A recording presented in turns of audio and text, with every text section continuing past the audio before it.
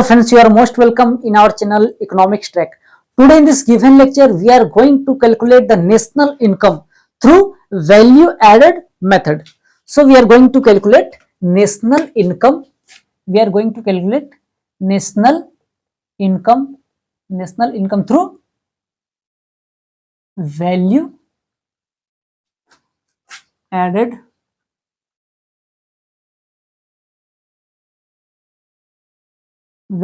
method. We are going to calculate national income through value added method. We all know that national income is calculated through income method, expenditure method as well as value added method. Okay, so value added method basically means यदि हम लोग value added method की बात करें तो जब भी हम लोग वैल्यू ऑफ आउटपुट को जनरेट करते हैं और उस वैल्यू ऑफ आउटपुट में से इंटरमीडिएट कंजम्पशन यानी कि रॉ मटेरियल्स को माइनस कर सकते हैं, यानी एक तरह से कह सकते हैं कि जो वैल्यू एडिशंस किया जाता है, सपोज दैट एक चाय बनाने वाला एक दुकानदार है, वो चाय बनाता है और वो चाय बनाने में, एक कप चाय बनाने में उसमें उसे खर्च हो जाती है 3 रुपए। ओके, एक चाय बनाने वाले को एक कप चाय बनाने के लिए 3 रुपए खर्च हो जाती है और उसी 3 रुपए की चाय को वो बेचता है 5 रुपए में। ओके, उस 3 रुपए चाय को बेचता है 5 रुपए में, यानी कि उसने कितना वैल्यू जनरेट किया, कितना वैल्यू एडिशंस किया। यहां उसे सिर्फ रॉ मटेरियल्स लग रहे थे 3 रुपए, यानी कि या तो कहे हम लोग चाय पत्ती की या मिल्क की या फिर शुगर की। ओके, उसे मिलाकर 3 रुपए खर्च हो रहे थे कप में, लेकिन उसे देख रहे हैं कि जो वो 3 रुपए का चाय है वो उसे कितना बेच रहा है 5 रुपए में, यानी कि यहां पर 3 रुपए और 5 रुपए के बीच का एक फासला है जो कि 2 रुपए। ये 2 रुपए क्या है? ये 2 रुपए है वैल्यू जनरेट करना, यानी कि वैल्यू एडिशंस करना। ये 2 रुपए उसने क्या किया? वैल्यू ऐड किया। ठीक है, तब उसे मिल गया 5 रुपए। ठीक है, यानी कि क्या हम लोग देख रहे हैं कि 3 रुपए जो है वो क्या है? Raw material. या इस रॉ मटेरियल हम क्या कहें? इंटरमीडिएट कंजम्पशंस के या इंटरमीडिएट कॉस्ट के। ये 3 रुपए रॉ मटेरियल से और ये 5 रुपए जो है क्या है? वो आउटपुट है, यानी वो कहे हम लोग क्या है? ये एक तरह का फाइनल गुड्स है। ओके, जो मार्केट में बिकने के लिए तैयार है। और इसमें क्या शामिल है? वैल्यू एडिशन शामिल है, यानी कि इस दुकानदार ने जो भी वैल्यू ऐड किया वह वैल्यू एडिशन इसी 5 रुपए में क्या है? इंक्लूड है। ओके, तो ये हमारी वैल्यू एडिशंस। ठीक है, अब देखते हैं, जब भी हम लोग बात करते हैं वैल्यू एडेड मेथड की, तो उस वैल्यू एडेड मेथड से हम लोग क्या कैलकुलेट करते हैं? We calculate GDP at MP. Okay, इसे फाइंड आउट करने के लिए ये फॉर्मूला हम लोग पुट करते हैं, वैल्यू ऑफ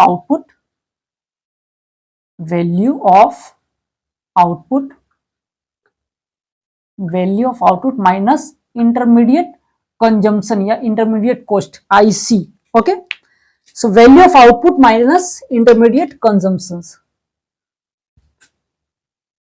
अब देखिए, ये वैल्यू ऑफ आउटपुट क्या है और ये इंटरमीडिएट कंजम्पशन क्या है, वो समझिए बातों को पहले।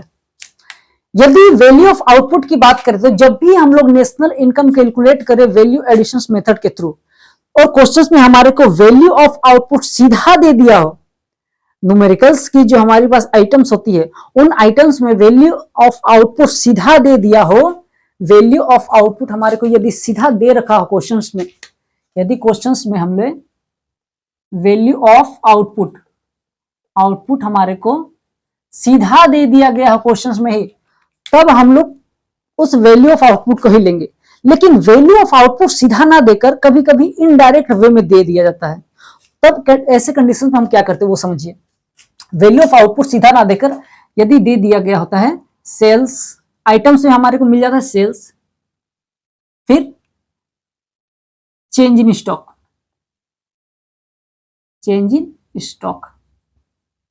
ऐसे कंडीशंस में हम क्या करते हैं वो समझिए। यदि वैल्यू ऑफ आउटपुट सीधा ना देकर सेल्स दे दिया हमें और चेंज इन स्टॉक दे दिया गया, तो देखते हैं क्या करते हैं। तो देखिए, वैल्यू ऑफ आउटपुट मतलब ही होता है sales plus change in stock. यदि वैल्यू ऑफ आउटपुट सीधा दे दिया कोई दिक्कत नहीं, यदि सेल्स दिया तो क्या करेंगे? सीधा लिख देंगे सेल्स।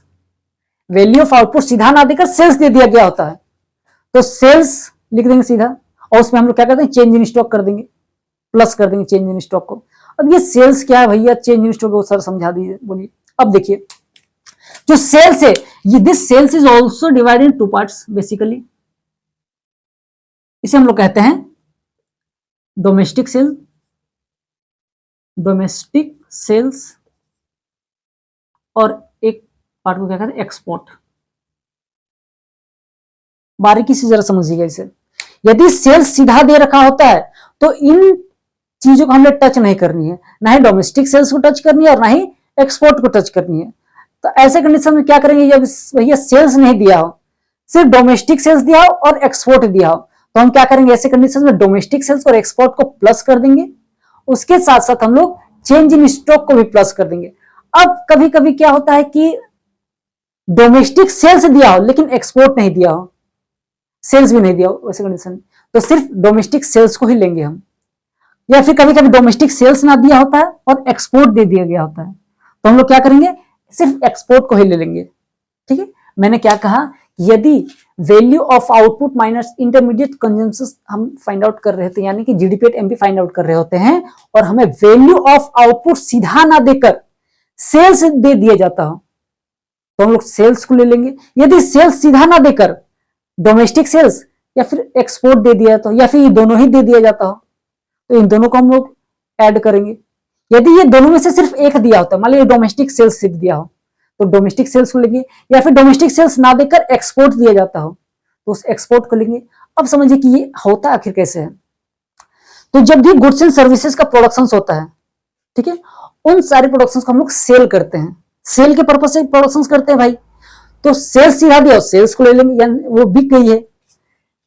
और कभी कभी कुछ ऐसा होता है कि यदि हमने प्रोडक्शन किया, या भी हमने प्रोडक्शन किया चीजों का प्रोडक्शन किया, और वो चीज जो है आधा ये चीज जो है हमारे डोमेस्टिक टेरिटरी के अंदर बिकती है और आधा जो है एक्सपोर्ट कर दिया जाता है, यानी वो ये दोनों पार्ट भी कहीं ना कहीं सेल्स है, चाहे अपने देश के अंदर ही बिक रही हो चाहे बाहरी मुल्कों में बिक रही हो, बेचा तो जा रहा है, तो वही क्या है, सेल्स है, वो भी सेल्स है। या फिर कभी ऐसा होता है कि कंट्री के अंदर प्रोड्यूस किया गया और सिर्फ कंट्री के अंदर ही बिक रहा है, वो एक्सपोर्ट नहीं हो रहा है, यानी बाहरी मुल्कों से उस प्रोडक्ट के लिए किसी तरह का समझौता नहीं किया जा रहा है, यानी हम बाहर नहीं भेज रहे वो चीजों को, सिर्फ अपने डोमेस्टिक कंट्री के अंदर ही उसे हम बेच दे रहे हैं, तो डोमेस्टिक सेल्स हो गया। ठीक है, और कुछ कभी कभी कुछ ऐसा होता है कि प्रोडक्शंस करते हैं सिर्फ एक्सपोर्ट करने के लिए, यानी वो सारी की सारी सेल्स क्या हो रही है, एक्सपोर्ट हो जा रही है। इसीलिए कभी कभी क्या होता है कि ना ही डोमेस्टिक सेल्स दिया जाता है और ना ही सेल्स दिया जाता है, कभी कभी सिर्फ एक्सपोर्ट दे दिया, तो उस एक्सपोर्ट को ले लेंगे। होप सो कि आप समझ गए इतना दूर। अब देखिए चेंज इन स्टॉक, तो हम लोग क्या करते हैं, पहले sales plus change in stock करते हैं, sales plus change in stock. तो चेंज इन स्टॉक क्या है वो समझिए। तो देखिए हम चेंज इन स्टॉक करने के लिए क्या करते हैं, क्लोजिंग स्टॉक। अब क्लोजिंग स्टॉक क्या है समझिएगा, closing stock and opening stock. अब देखिए जो क्लोजिंग स्टॉक है, यानी साल के अंत में, ईयर के एंडिंग में जो भी स्टॉक हमारे पास बच जाता है, साल के अंत में जो भी चीजें हमारे पास बच गई उसे हम लोग कहेंगे क्लोजिंग स्टॉक, और साल के शुरुआत में ही जो भी हमारे पास स्टॉक थी वह है हमारी ओपनिंग स्टॉक। ओके, तो चेंज इन स्टॉक हम लोग किस तरह से फाइंड आउट करते हैं, closing stock minus opening stock. याद रखिएगा, चेंज इन स्टॉक यानी closing stock minus opening stock, इस चीज को याद रखिएगा कि closing stock minus opening stock क्या होती है, यानी चेंज इन स्टॉक। तो जब भी हमें चेंज इन स्टॉक निकालनी होती निकालनी है तो हमें क्या करना है, closing stock minus opening stock. Okay, इस बात को याद रखिएगा। कभी कभी क्या होता है कि हमारे पास चेंज इन स्टॉक जो है सीधा चेंज इन स्टॉक दे दिया जाता है, तो हम लोग कोई दिक्कत नहीं होती उस समय, लेकिन सीधा चेंज इन स्टॉक ना देकर यदि कभी कभी दे देते क्लोजिंग स्टॉक और ओपनिंग स्टॉक दोनों दे दी गई होती है, तो हम लोग क्या करेंगे, closing stock minus opening stock कर देंगे। यदि चेंज इन स्टॉक सीधा ना देकर क्लोजिंग और ओपनिंग का बात किया गया हो तो हम लोग क्लोजिंग स्टॉक और माइनस ओपनिंग स्टॉक कर देंगे, कोई दिक्कत नहीं यहाँ तक। और कभी कभी क्या होता है, कभी कभी क्वेश्चन आइटम में कभी कभी दिया गया होता है इंक्रीज इन स्टॉक, तो हम लोग क्या करेंगे, प्लस स्टॉक कर देंगे।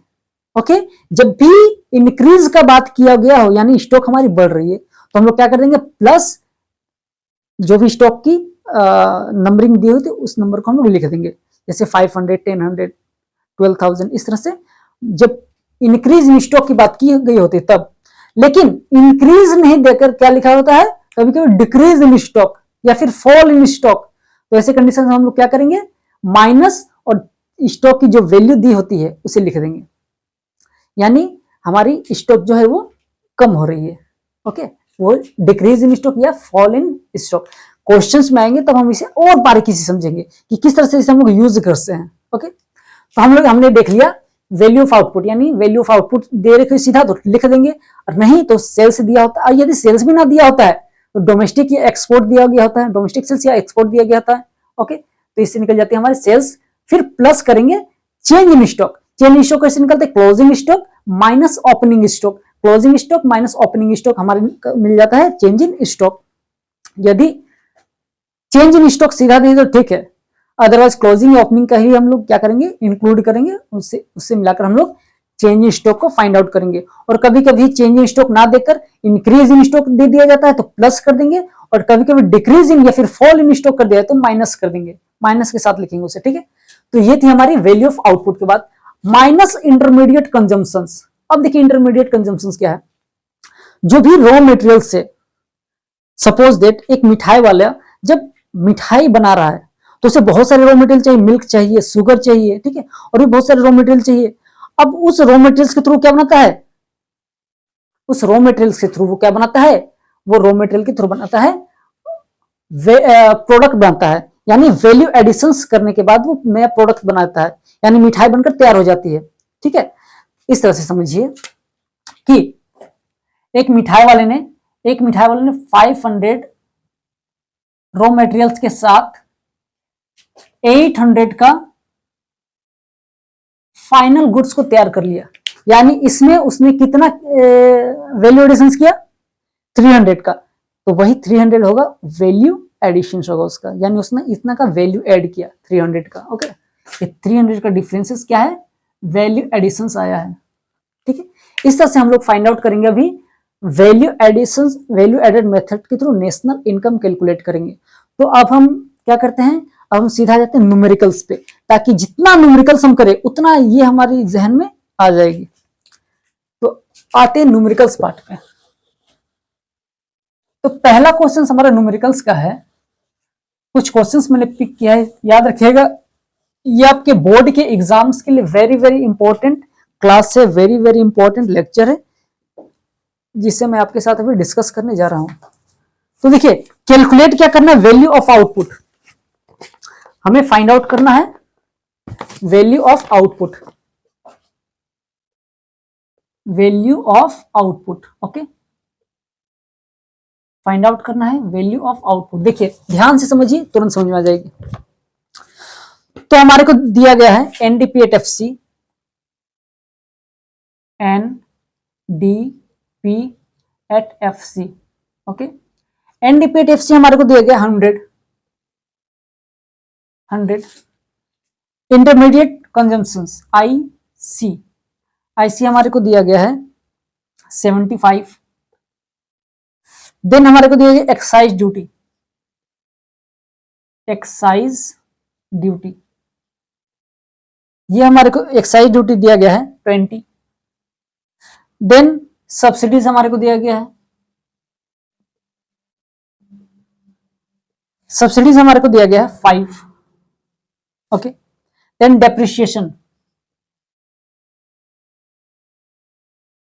डेप्रिसिएशन हमारे को दिया गया है 10। ओके, अब हमारे को फाइंड आउट करना क्या, value of output find out करना है। तो याद रखिएगा कि वैल्यू ऑफ आउटपुट हमारे को फाइंड आउट करना है, यहां फाइंड आउट करेंगे वैल्यू ऑफ आउटपुट। समझिए बातों को, यहां तक क्वेश्चन से हमारी ये साइड जो हम लिख रहे हैं वो हमारा कैलकुलेशन से। तो हम वैल्यू ऑफ आउटपुट यदि हम लोग फाइंड आउट करें तो सबसे पहले हमारे को फाइंड आउट करना है जीडीपी एट एमपी। ओके, तो GDP at MP find out करते हैं। GDP at MP okay equal to value of output minus intermediate consumption या आईसी बोले, ठीक है, इंटरमीडिएट कंजम्पशन बोले, इंटरमीडिएट कॉस्ट बोले, ठीक है, या फिर आईसी बोले, उससे कोई दिक्कत नहीं है। तो value of output minus intermediate consumption. तो अब देखिए सबसे पहले हम लोग क्या फाइंड आउट करेंगे, जीडीपी एट एमपी को फाइंड आउट करेंगे। पहले देखेंगे कि जीडीपी एट एमपी को फाइंड करने के लिए कुछ तो जरूर दिया होगा, क्वेश्चन में कुछ ना कुछ आपको दिया रहेगा ही रहेगा कि जब हम लोग कुछ ये फाइंड आउट कर ले जीडीपी एट एमपी। तो देखिए GDP at MP find out करने के लिए हमारे को दिया गया है, ये देखिए ये एनडीपी एट एफसी। तो इस एनडीपी एफसी के थ्रू हम लोग GDP at MP find out करेंगे। देखिए किस तरह से हम लोग को GDP at MP find out करना है, जीडीपी एट एमपी। ओके, तो हमारे को दिया गया है NDP at FC, NDP at FC. अब देखिए एन से जी में जाने के लिए हम लोगों ने लास्ट क्लास में भी देखा था, पिछले कुछ वीडियो के अंदर हम देखा था कि नेट से ग्रोस में जाने के लिए, नेट से ग्रोस में जाने के लिए प्लस क्या करते हैं, डेप्रिसिएशन, याद रखिएगा। डोमेस्टिक प्रोडक्ट, डोमेस्टिक प्रोडक्ट किसी तरह का चेंज नहीं है, सेम कुछ नहीं करना है। फैक्टर कॉस्ट मार्केट प्राइस जाना है, फैक्टर कॉस्ट से हम लोग जाना है मार्केट प्राइस, तो plus NIT, NIT net indirect tax, याद रखिएगा एनआईटी यानी नेट इनडायरेक्ट टैक्स क्वेश्चन में सीधा दे रखी होती है तो सीधा लिख देंगे हम लोग। अदरवाइज क्या करते हैं, एनआईटी किस तरह लिखते हैं, NIT equal to, NIT equal to indirect, indirect tax minus subsidies. Okay, indirect tax minus subsidies को ही एनआईटी बोलते हैं हम, याद रखिए इस बात को। Indirect tax equal to NIT minus sorry indirect tax minus subsidies, तो याद रखिएगा। इस तरह से हम लोग अब फाइंड आउट करेंगे जीडीपी एट एमपी को। देखिए किस तरह से, तो GDP at MP equal to, GDP at MP, GDP at MP equal to NDP at FC हमारा कितना दिया गया है, NDP at FC 100, so we will write here 100, okay, plus depreciation is 10, will plus 10, plus NIT is given or not, NIT, there is no NIT in our item. Okay, so we have to find out first NIT, it means indirect tax minus subsidies. Okay, where is indirect tax, find out where is indirect, this is our indirect tax, this is our indirect tax, what, excise duty, it is our indirect tax, plus indirect tax is our 20 minus our subsidies, it is subsidies, it means 5. Okay, right, so 100 plus 10 is equal to 110, plus 20 minus 5 is equal to 15. So our GDP at MP is equal to 100 plus 15 is equal to 125. It is our GDP at MP. Okay, but we have to find out what, value of output. We have calculated GDP at MP. Now we will find out value of output. It means GDP at MP is equal to value of output minus intermediate consumptions. Okay, value of output minus intermediate consumptions. So GDP at MP is our 125. Okay, now NDP is intermediate cost. So GDP at MP is equal to value of output, VOO stands for value of output here, okay, minus intermediate consumptions. So GDP at MP is our what, 125. We have calculated now, 125 is equal to value of output. We have to find out value of output. Listen, we have to find out value of output. IC means intermediate consumptions. Our IC means this is a IC 75. Okay, so 125 this is, and this value of output, this is 75. It is our intermediate consumptions. Here is our intermediate consumptions. Okay, so value of output, VOO, is equal to, listen what I'm saying, value of output is equal to 125 125 plus 75. This is our value of output is equal to 200. This is our value of output. We have to find out value of output and we have calculated value of output. Okay, so it is our value of output. It may be in lakhs or crore. Lakhs or in. Okay, so this is our value of output is our 200. Okay, this is our value of output. So इस तरह से हमने क्या find out किया कि value of output को find out किया. तो जब भी हमें वैल्यू एडर मेथड के थ्रू नेशनल इनकम कैलकुलेट करनी होती है तो हमें इस फॉर्मूले का हमेशा जहन में होनी चाहिए हमारी GDP at MP equal to value of output minus intermediate consumption. ये हमारी स्ट्रॉन्ग हो गई. यदि हम लोग दिमाग में हम इसके थ्रू बनाए तो यकीन मानिए वैल्यू ऑफ आउटपुट के मेथड के थ्रू बड़ी ही आसानी से हम लोग नेशनल इनकम को कैलकुलेट कर सकते हैं. अब आते हैं नेक्स्ट क्वेश्चंस की ओर. तो हमारी नेक्स्ट क्वेश्चंस कुछ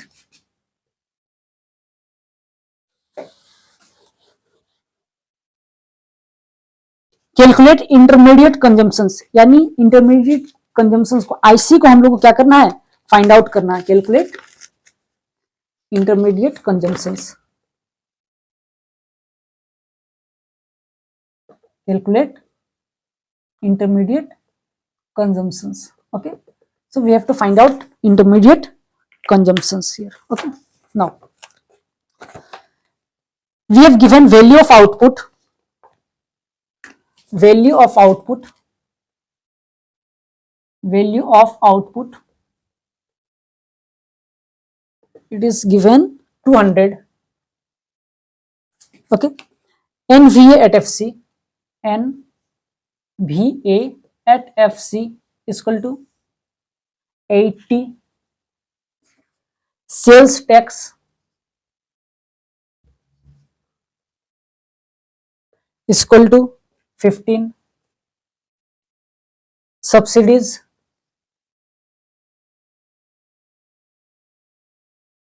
it is given 5. Depreciation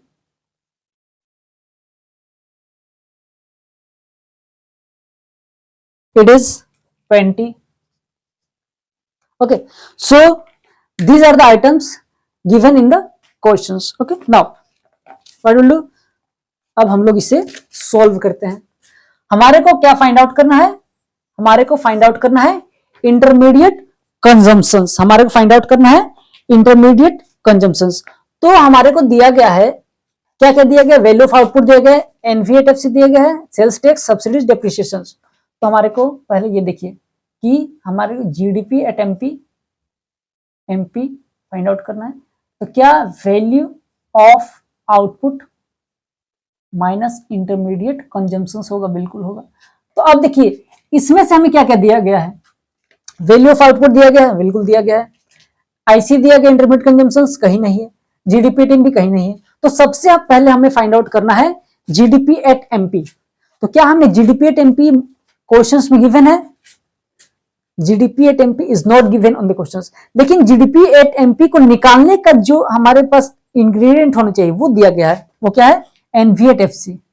इस एनवीएट एफसी के थ्रू यहां हम लोग पहुंचेंगे. पहले तो देखते हैं GDP at MP is equal to NVA at FC, NVA at FC. Okay, अब देखिए we have to move net to gross.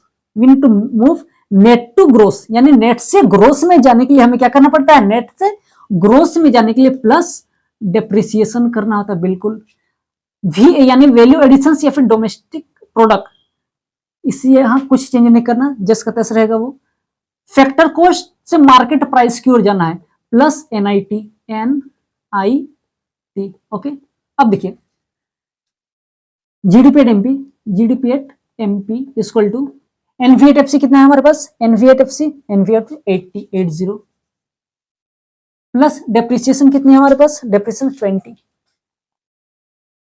Plus indirect tax क्या हमें दिया है, एनआईटी. एनआईटी कहीं भी नहीं दिया क्वेश्चंस में. एनआईटी का क्या इनडायरेक्ट टैक्स किसी तरह का दिया, तो बिल्कुल ये देखिए सेल्स टैक्स क्या है, इनडायरेक्ट टैक्स. बात करें जीएसटी, ये भी एक तरह का इनडायरेक्ट टैक्स होती है। यदि क्वेश्चंस में इनडायरेक्ट टैक्स ना देके सेल्स टैक्स दे दे, जीएसटी दे दे, गुड्स एंड सर्विसेज टैक्स दे दे, ये भी क्या है, एक इनडायरेक्ट टैक्स ही है, याद रखिए इस बात को। तो सेल्स टैक्स हमारे पास दिया गया है और सब्सिडीज दिया गया है। तो हमने देखा था कि इनडायरेक्ट टैक्स माइनस सब्सिडीज यानी sales tax minus subsidies, so plus 15 minus 5, okay.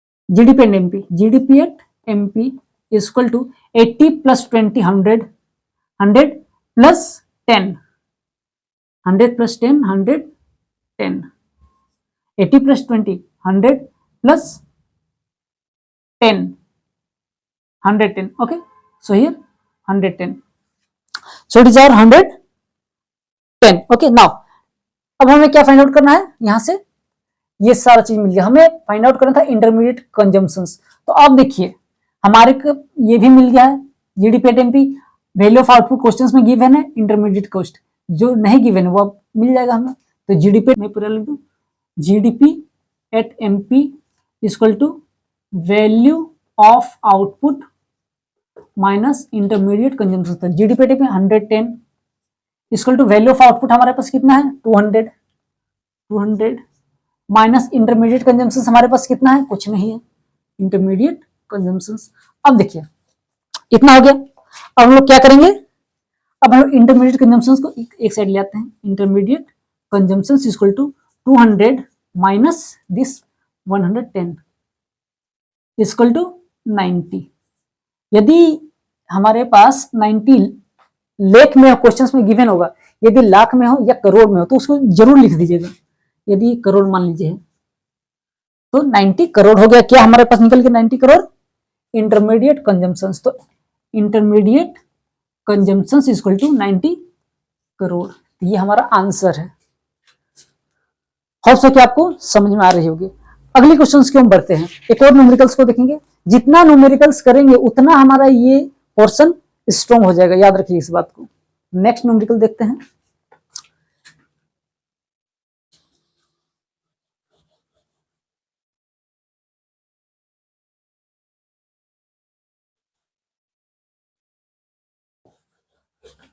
अब देखिए ध्यान से समझिएगा।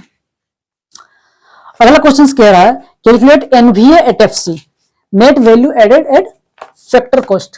We have to calculate NVA at FC, we have to calculate NVA at FC, okay.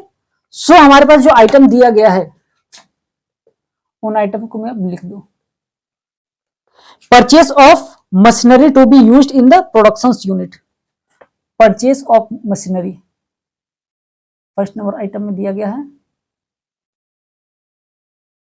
Purchase of machinery for production unit लिख सकते हैं आसानी से, फॉर पी यूनिट यानी प्रोडक्शन यूनिट, ओके। ये कितना दिया गया है, ये दिया गया हमारे पास 100, ओके। नेक्स्ट हमारे को सेल्स दिया गया है, सेल्स हमारे को दिया गया है कितना 200, ओके। फिर हमारे को इनडायरेक्ट टैक्स दिया गया है, हमारे को इनडायरेक्ट टैक्स दिया गया है,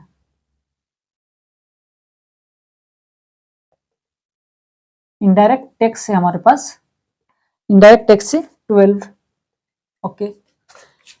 इंटरमीडिएट कंजम्पशन दिया गया है आईसी, ओके, आईसी इज और 90, ओके। चेंज इन स्टॉक दिया गया हमारे पास, हमारे को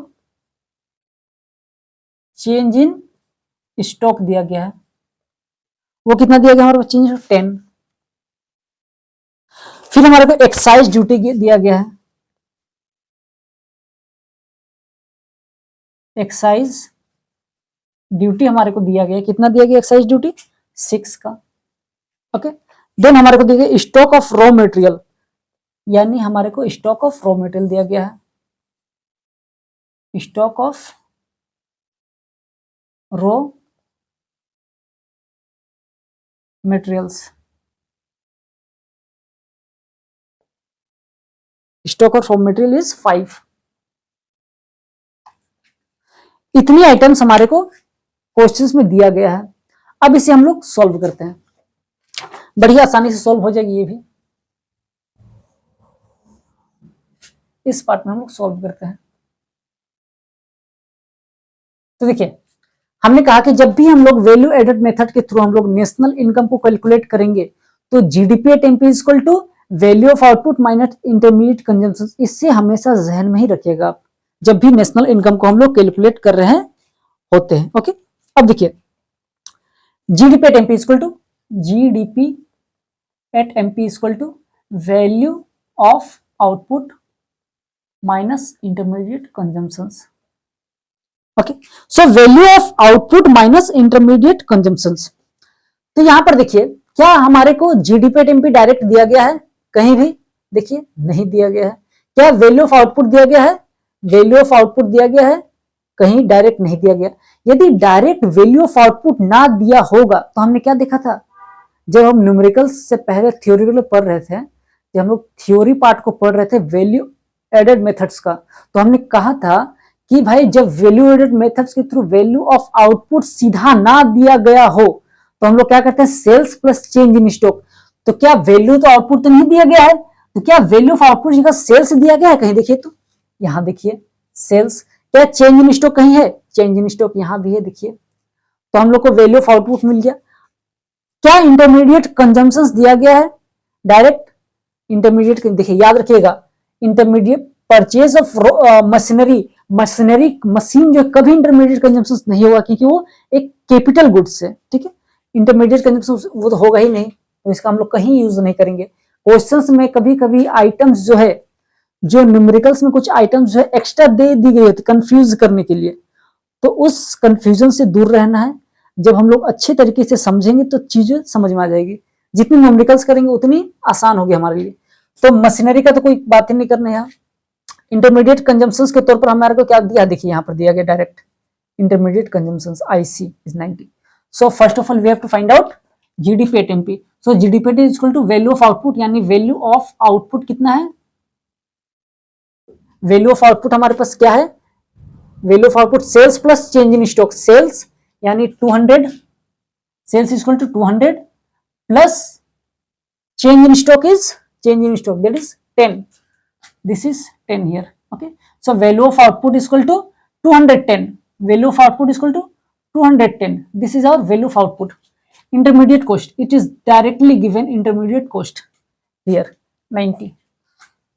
It is directly given 90. Okay, so GDP at MP is equal to GDP at MP is equal to value of output. It means 210 minus 90, 210 minus, sorry, 210 plus 90. This is value of output minus intermediate consumptions. Value of output minus value of output minus intermediate consumptions. Right? 210 minus 90. Value of output minus intermediate consumptions is equal to 120।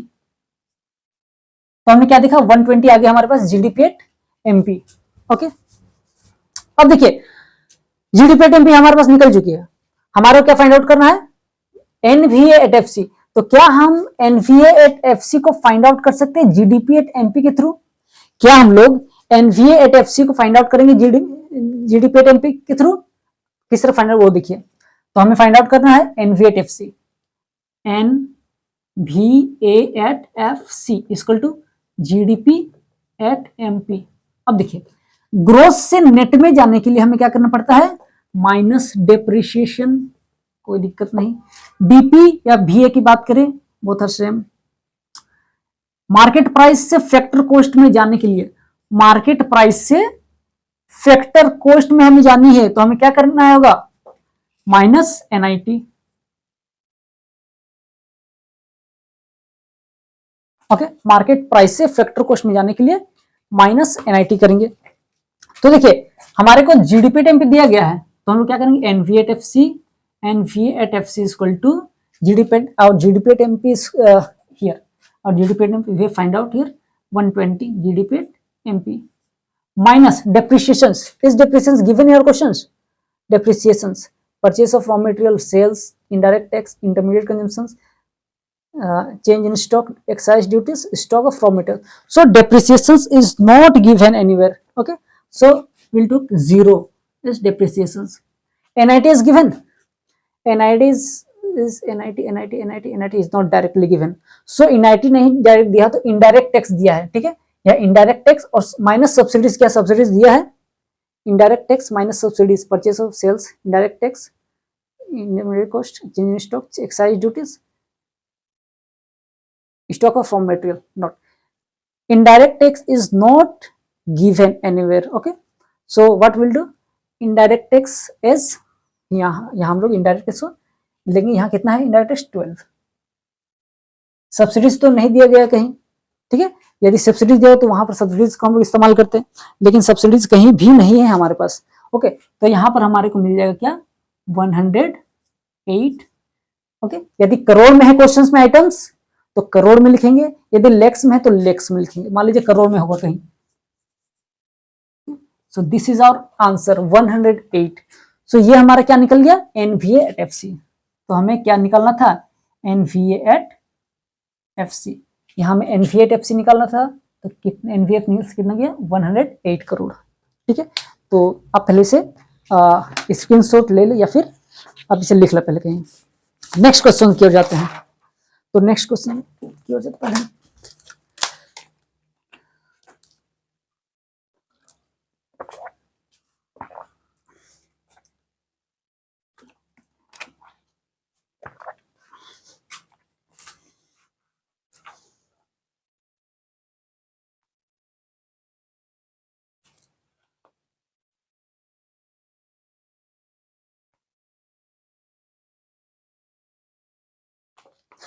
चलिए next question की ओर जाते हैं हम.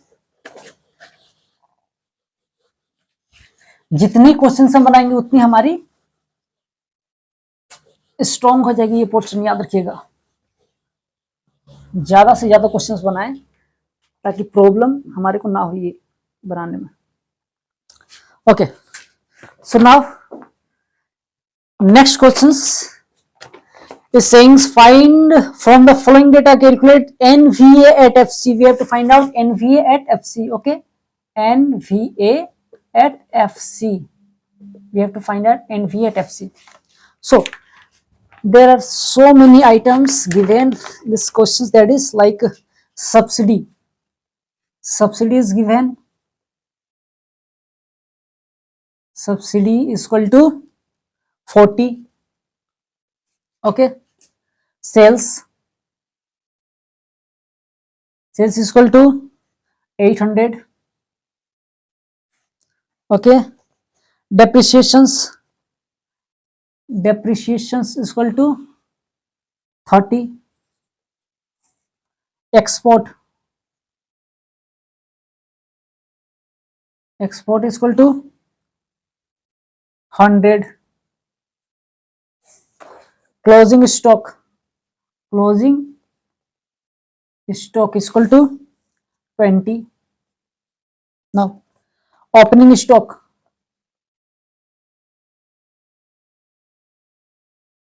it is 50. Now intermediate purchase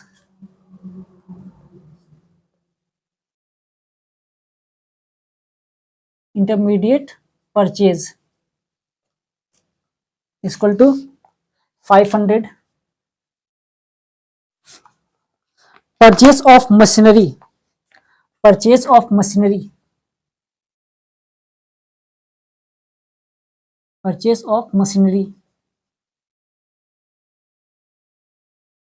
is equal to 200. Now last item, that is import of raw material. Import of raw material. Import of raw material is equal to 60. So these are the items that we have given. Okay, from this given item we have to find out NVA at FC. Okay, we have to find out NVA at FC. तो ध्यान से देखें जरा, तो NVA at FC को find out करना है। तो सबसे पहले हमने बात किया था कि जब भी हम लोग वैल्यू एडेड मेथड के through national income find out करें, तो सबसे पहले हमें क्या करना है, सबसे पहले हमें क्या करना है, जीडीपी एट एमपी को निकालना है। सबसे पहले जीडीपी एट एमपी को निकालना है, जीडीपी एट एमपी को निकालना है, value of output minus intermediate consumptions. अब देखिए क्या हमारे को वैल्यू ऑफ आउटपुट दिया गया है क्वेश्चंस में, देखिए subsidies, sales, depreciation, export, closing stock, opening stock, intermediate purchase, purchase of machinery, import of raw material. अब देखिए वैल्यू ऑफ आउटपुट तो सीधा नहीं दिया गया, लेकिन इनडायरेक्ट दिया गया। क्या दिया गया है, सेल्स दिया गया है, फिर change in stock, change in stock दिया गया, यानी closing stock minus opening stock. Okay, तो पहले हम लोग वैल्यू ऑफ आउटपुट को निकाल लें। Value of output equal to sales plus change in stock.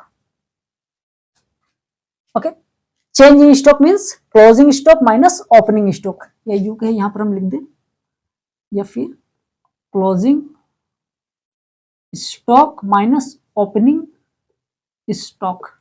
Okay, अब देखिए वैल्यू ऑफ आउटपुट इसको सेल्स कितना दिया गया हमारे को, वैल्यू ऑफ आउटपुट इसको सेल्स कितना दिया गया है 800 प्लस चेंज इन स्टॉक, तो क्लोजिंग स्टॉक कितना दिया गया है 20 माइनस ओपनिंग स्टॉक कितना दिया गया है 50, it is 50। Okay, now value of output is equal to, value of output is equal to 800 plus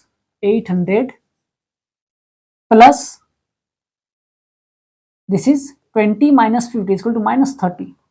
Okay, now value of output is equal to 800 minus 30 is equal to 770. It is value of output is equal to 770. अब value of output निकल गया। क्या IC दिया गया intermediate consumptions, तो अब देखिए क्या आईसी हमारे को दिया गया है, देखिए subsidies, sales, depreciation, export, closing stock, opening stock, intermediate purchase, purchase of machinery. Purchase of machinery तो कभी करना ही नहीं है क्योंकि ये क्या है, कैपिटल गुड्स से। ठीक है, import of raw materials, import of raw material यहां दिया गया है, यहां इंटरमीडिएट परचेज, तो याद रखिएगा इंपोर्ट ऑफ रॉ मटेरियल्स और इंटरमीडिएट परचेज जब दिया गया हो तो इंटरमीडिएट परचेज को ही हम लोग क्या बोलते हैं, इंटरमीडिएट कंजम्पशंस बोलते हैं। तो यानी कि यहां पर हमें क्या लेना है, इंटरमीडिएट परचेज को लेना है यहां पर। ठीक है, यहां पर हमें लेना है डायरेक्ट इंटरमीडिएट परचेज। ओके, तो इट इज 500, तो हमें आईसी भी मिल गया, आईसी इक्वल टू 500। अब देखिए इसे हम लोग सॉल्व करते हैं। GDP at MP equal to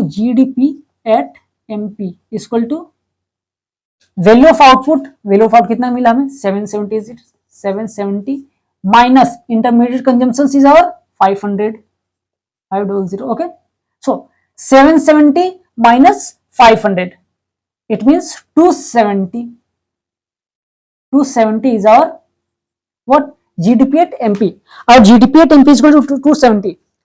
अब हम लोग GDP at MP तो निकाल चुके हैं, क्या GDP at MP से NV at FC निकल जाएगा, तो बड़ी ही आसानी से निकल जाएगा। तो हमें निकालेंगे, हम निकालना क्या, NV at FC, NVA at FC। So NV at FC, GDP at MP is given, GDP at MP. So from G to N, यानी ग्रोस से नेट में जाने के लिए हमें क्या करना पड़ता है, ग्रोस से नेट में जाने के लिए minus depreciation. Okay, DP means domestic product, VA means value additions, both are the same. Market price से फैक्टर कॉस्ट में जाने के लिए, मार्केट प्राइस से फैक्टर कॉस्ट में जाने के लिए हमें क्या करना पड़ता है, minus NIT। Okay, now NV at FC equal to NVA at FC equal to GDP at MP is our 270 minus depreciation given not, depreciation is given or not, subsidies, sales, depreciation, it is depreciation is 30 minus NIT. NIT is directly given. NIT net indirect is not directly given. Indirect tax is intermediate purchase. Indirect is not given. Indirect tax is not given. So what we'll do? We'll took only subsidies. So indirect tax is not given. So we will, जब indirect tax direct ना दिया हो तो हम लोग क्या करेंगे? Plus करेंगे सब्सिडीज को यहाँ पर. तो subsidies is 40. Subsidies is equal to 40. ठीक है. एनआईटी का मतलब ये होता है इनडायरेक्ट टैक्स माइनस सब्सिडी. जब इनडायरेक्ट टैक्स दिया ही ना हो तो प्लस सब्सिडीज हो जाएगा. अब देखिए 270 minus 30 plus 40. So 270 plus 40 equal to 310 minus 30 equal to 310 minus 30 280. So our answer is 280. NV at FC equal to NVA at FC equal to 280. यदि ये करोड़ में तो करोड़ में, या लेख में है तो लेख में. मान लीजिए करोड़ में तो करोड़ में दिया हमने. ठीक है. तो NV at FC हमारे को मिल गया 280. तो यह थी हमारी NVFC. हमें निकालना था तो हमने निकाल लिया NVFC. बड़ी आसान क्वेश्चन से और बहुत ही आसानी से बन रहा है. यदि हम समझ गए तो बहुत ही आसानी से बनता जाएगा. चलिए नेक्स्ट क्वेश्चन की ओर जाते हैं. जितनी हम प्रैक्टिस करेंगे उतनी अच्छी हो जाएगी हमारी न्यूमेरिकल्स. और यकीन मानिए बोर्ड के एग्जाम में, 12th बोर्ड के एग्जाम में, चाहे वो CBSE हो चाहे स्टेट बोर्ड्स हो चाहे कोई भी बोर्ड्स हो, यह टॉपिक से क्वेश्चंस आना ही आना है. ओके. एक और क्वेश्चन हम देखते हैं. इस क्वेश्चन के तो हमें फाइंड आउट करना है NVA at FC को. Okay. NVA at FC. NVA at FC. NVA at FC. We have to find out NVA at FC. So purchase of machine for factory. Purchase of machine for factory is equal to 500. Sales is equal to 800. Okay. Purchase of raw material. Purchase of raw material is equal to 450. Okay. Subsidies. Subsidies is 50. Okay. Consumptions of fixed capital.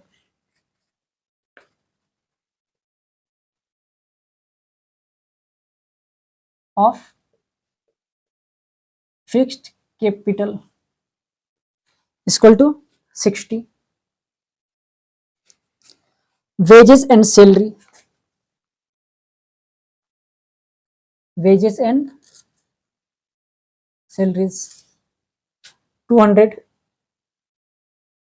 Okay. Change in stock. Change in stock. Okay, it is our 40. So these are the items that we have given. With the help of this item, we will calculate NVA at FC. So we have to calculate NVA at FC. We have to calculate NVA at FC from the given data, right? So first of all, we have to find out GDP at MP. GDP at MP. Okay, is equal to value of output minus intermediate consumptions. So value of output is directly given or not? Value of output is directly not given. It is given sales and change in stock. These two things are given that we need. So value of output is equal to value of output is equal to sales plus change in stock. So value of output is equal to change in stock. It means sales is our 80, value of output is equal to value of output is equal to value of output is equal to, it is given value of output is equal to sales, it is 800. Okay, this is 800 plus change in stock. It means change in stock is our 40. So change in stock is plus change in stock, it is our 40. So value of output means 800 plus 40. 800 plus 40 is equal to 840 is our value of output is equal to 840. Okay. Now intermediate cost. We have to find out intermediate cost, or we can say here intermediate consumptions. So intermediate consumptions directly given or not? Intermediate consumptions, purchase of machine, it will never be included because machine is capital goods. Okay. Sales is not. Purchase of raw material, it is our intermediate consumptions. Okay. Subsidies, consumptions of fixed capital, wages, salary, change in stock. So only purchase of raw material, it is our intermediate consumptions, right? It is directly given. So we can write here 450. 450 is our intermediate consumptions. 450. It is our intermediate consumptions, right? So we have found out value of output. Intermediate consumption is directly given. It is purchase of raw material. Complete. It means GDP at MP. GDP at MP is equal to value of output. Value of output is 840 minus intermediate consumptions is 450. 450. Okay. 840 is our value of output. Okay. And 450. 840 and 450 is our what? Intermediate consumptions. So GDP at MP is equal to GDP at 390. It is our GDP at MP. Okay, no problem. Now we have to find out NVA at FC from the GDP at MP. What? NVA at FC from GDP at MC. GDP at MP. NVA at FC from GDP at MP. So from move gross to net minus depreciation.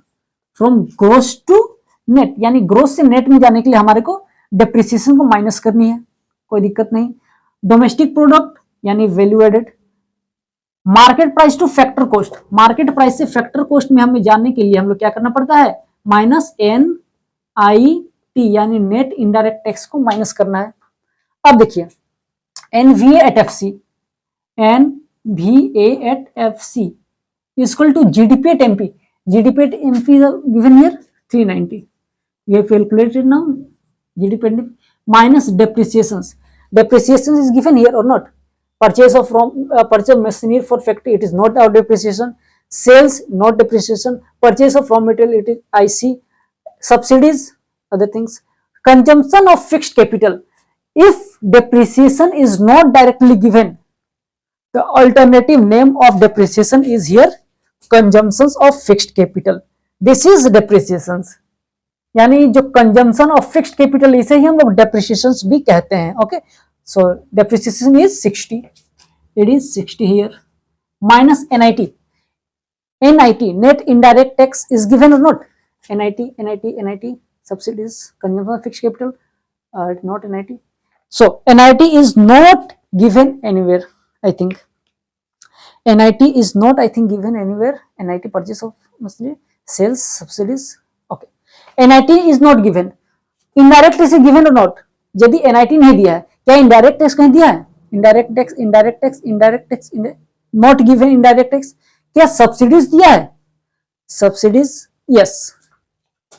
Subsidies given here. It means we will plus it. Okay, it means subsidies plus subsidies. If NIT is not given, indirect tax is not given, So we have to do here subsidies plus 50. Okay. 390 minus 390 minus 60 plus 50. It means 440. 440 minus 60 is equal to 380. It is our what? NVA at FC. So NVA at FC is equal to NVA at FC is equal to 380. It is our net value added at factor cost. Okay. यदि ये हमारे पास करोड़ में हो या लाख में हो, उसी unit में हम लिख लेंगे इसे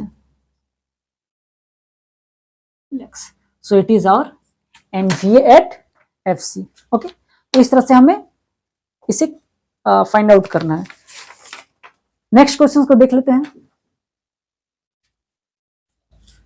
नेक्स्ट क्वेश्चंस को भी हम अच्छे तरीके से देख ले ताकि कोई दिक्कत ना हो, किसी प्रकार का दिक्कत ना हो.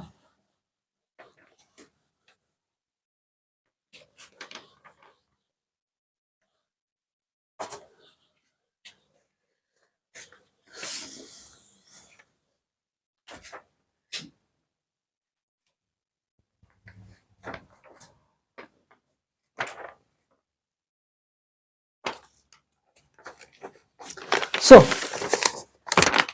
in this given questions we have to find out value of output, we have to find out value of output. Second, we have to find out intermediate consumptions IC. Third, we have to find out NVA at FC. NVA at FC. तो इस questions में हमें पहले value of output find out करनी है, then intermediate consumption find out करनी है, then NVA at FC net value added at factor cost को भी फाइंड आउट करना है. ओके. सो तो हमारे पास कुछ आइटम्स है, मैं उसे उन आइटम्स को लिख लूं. Purchase of raw material from domestic market.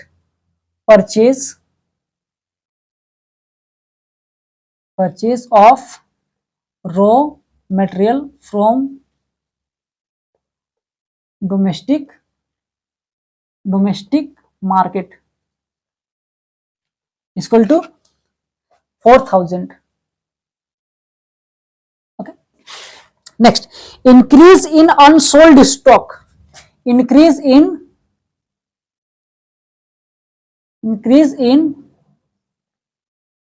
unsold stock. It is increase in unsold stock is 600. Okay. Import of raw material. Import of raw material. It is 1200. Okay. Next it is given import of raw material complete. Domestic sales. Domestic sales. It is given 12,000. It is 12,000. Okay. Next, replacement of fixed capital. Replacement of fixed capital.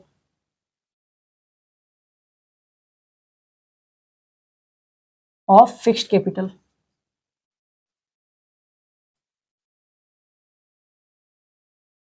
Replacement of fixed capital. Replacement of fixed capital is 100.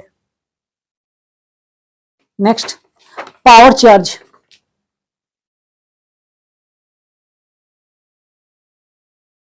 Power charge is 500. Okay. Next, export. Export.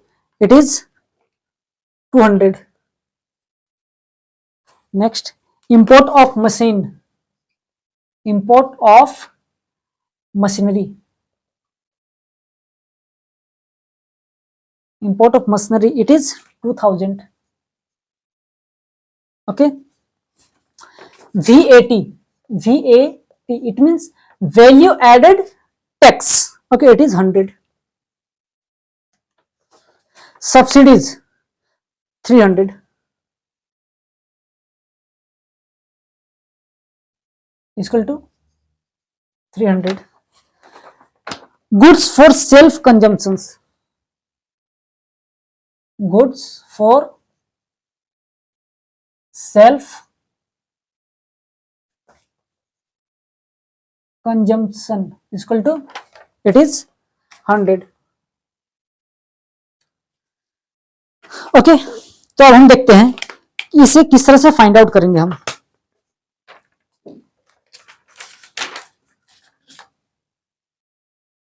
So in this given questions we have to find out what, in this given questions we have to find out value of output, we have to find out here value of output, then intermediate consumptions, then NVA at FC, NVA at FC. Okay, so GDP at MP equal to GDP at MP equal to value of output minus intermediate consumptions. So value of output is given or not here? Value of output is directly given or not? Value of output, value of output, value of output, value of output, not given. But in the first questions we have to find out value of output. Value of output we have to find out here. Okay, so value of output directly is not given.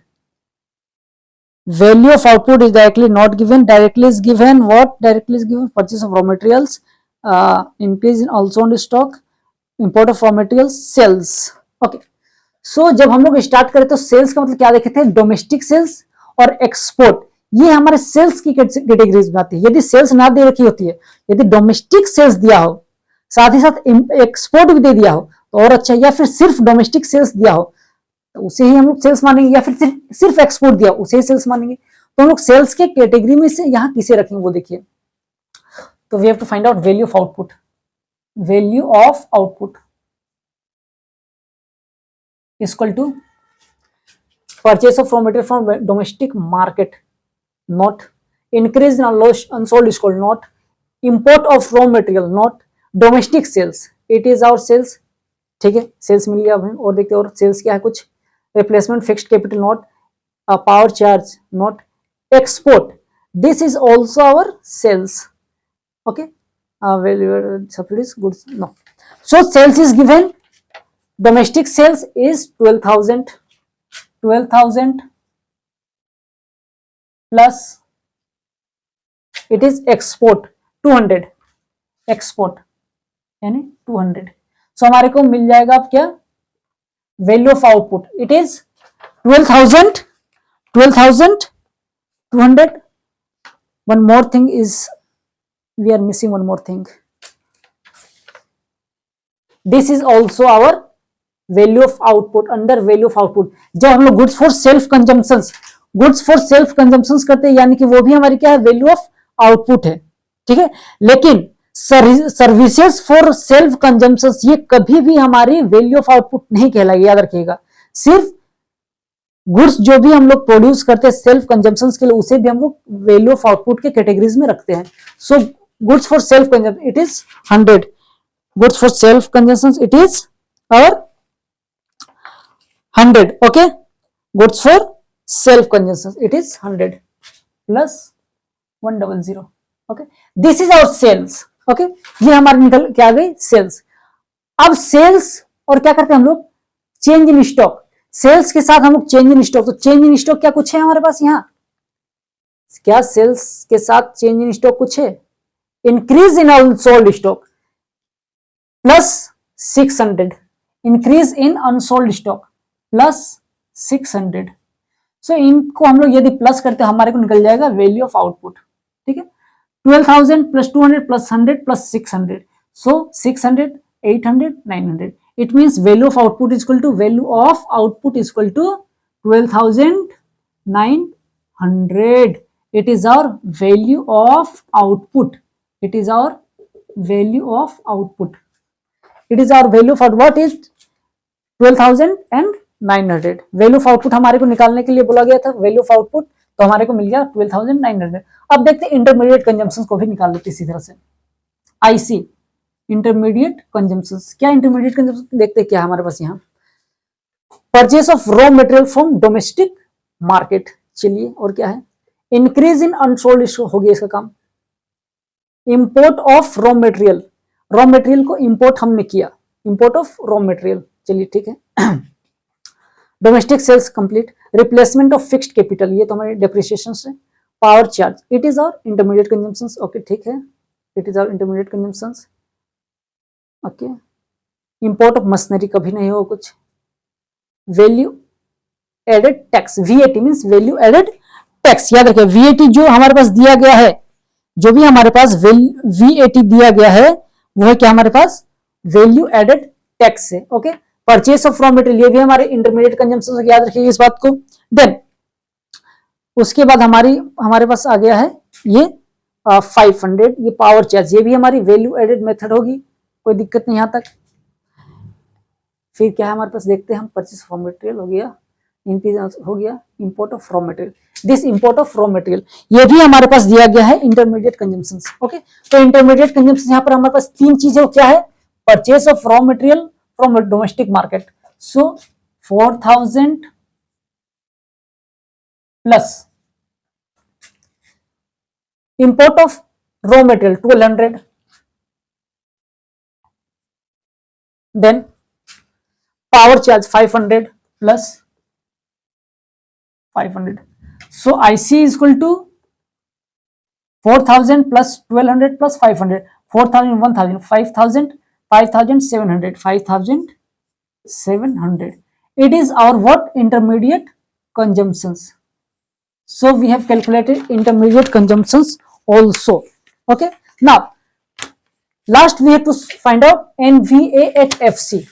So first of all यदि हमारे को GDP at MP निकालनी थी तो value of output हमारे पास मिल गई, value of output जो कि निकला था 12,900, इंटरमीडिएट कंजम्पशंस भी निकल गई, आईसी दैट इज 5,700, तो हमें निकल जाएगा आपके हमारे पास GDP at MP, GDP at MP equal to value of output यानी 12,900 minus intermediate consumptions, it means 5,700, okay.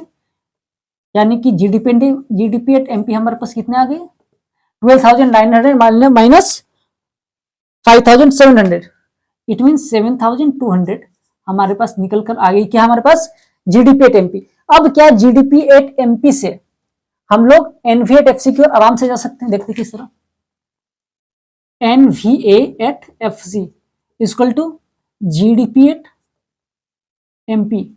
अब देखिए ग्रोस से नेट में जाने के लिए माइनस डेप्रिसिएशन करते हैं, okay. DPVA it means both are the same. Now market price से फैक्टर कॉस्ट में जाने के लिए, मार्केट प्राइस से फैक्टर कॉस्ट में हम लोग जाते हैं जब, तो हम लोग माइनस एनआईटी करते हैं, एनआईटी। अब देखते हैं जीडीपी टीम हमारे कितनी निकलनी थी, 7,200 निकली है, 7,200 माइनस डेप्रिसिएशन कितनी है हमारे पास, वो देखिए यहाँ रिप्लेसमेंट ऑफ फिक्स्ड कैपिटल, यही हमारे पास डेप्रिसिएशन, याद रखिएगा रिप्लेसमेंट ऑफ फिक्स्ड कैपिटल भी डेप्रिसिएशन ही कहलाती है। एनआईटी, क्या एनआईटी डायरेक्ट दिया गया है, क्या हमारे पास एनआईटी डायरेक्ट है, NIT purchase export import of value added tax, देखिए this is our indirect tax और this is our subsidies, so indirect tax minus subsidies, okay, minus indirect tax IT, indirect tax क्या, value added VAT, value added it is 100 minus subsidies is और 300, okay. Now 7,200 minus 100 minus 100 minus 300 it also minus 200। Now 7,200 minus 100 minus minus plus 200, 7,200 plus 200, 7,400 minus 100, it means 7,300. It is our what? It is our NVA at FC, NVA at FC. So NVA at FC is our 7,300, okay, 7,300 NVA at FC। यदि ये lakes में हो तो lakes में लिखेंगे, यदि करोड़ में हो तो करोड़ में लिखेंगे। तो इस तरह से इस न्यूमेरिकल्स को भी हमने सॉल्व किया। तो इस तरह से और भी बहुत सारे न्यूमेरिकल्स हम सॉल्व करने का प्रयास करेंगे, हो सके तो नेक्स्ट वीडियो के अंदर और भी कुछ न्यूमेरिकल्स लेके आएंगे। लेकिन मैं समझता हूं कि ये वैल्यू ऑफ आउटपुट की जो लेक्चर है वो काफी इंपॉर्टेंट रही होगी आपके लिए, क्योंकि यहाँ तक जो भी मैंने न्यूमेरिकल्स बनाया, ये न्यूमेरिकल्स बहुत बहुत इंपॉर्टेंट है आपके अपकमिंग एग्जामिनेशंस के लिए, बोर्ड एग्जामिनेशन के लिए, ठीक है। इसके बाद कोशिश करेंगे हम कि जो ये तो हमारे वैल्यू एडेड मेथड के थ्रू थी, इनकम मेथड और एक्सपेंडिचर मेथड को भी इस तरह से हम और भी अच्छे तरीके से आपके बीच लाने का प्रयास करेंगे। तो आज की इस वीडियो के अंदर बस इतना ही, फिर किसी वीडियो के अंदर आपके साथ मुलाकात होगी। तब तक के लिए धन्यवाद, थैंक यू, शुक्रिया।